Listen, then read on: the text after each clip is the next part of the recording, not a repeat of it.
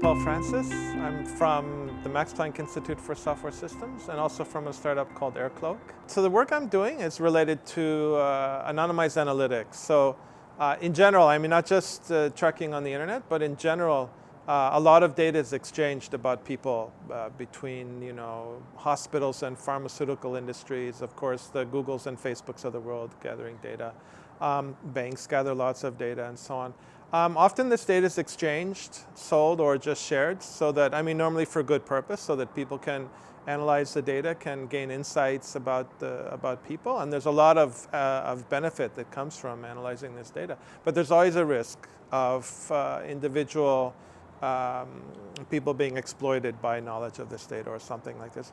So we're working on technologies that allow this this important analytics to take place, but in a more safe way so that individual people are not so much at risk. Of course, data transparency is important. Transparency with respect to anything that's known about an individual is important. So this goes without saying. Maybe what's interesting is to say, why is the Data Transparency Lab important?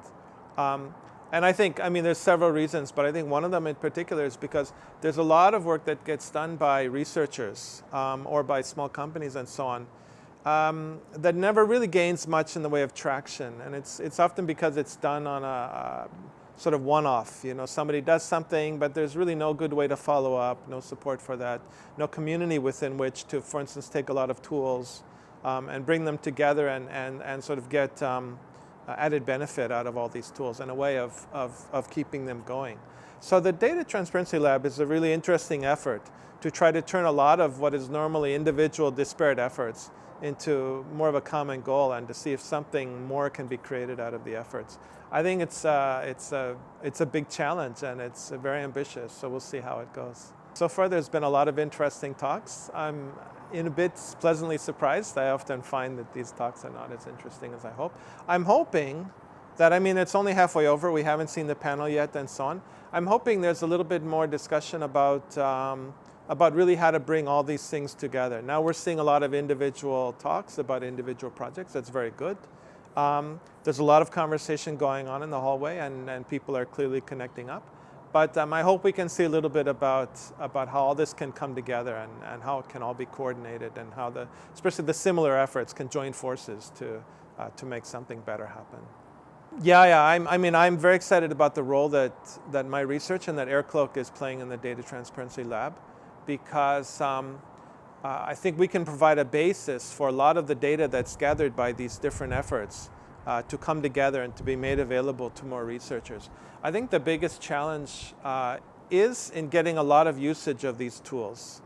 Currently, again, it's companies like Facebook and Google and so on that gather so much data, and of course they keep it to themselves because there's huge value in this data.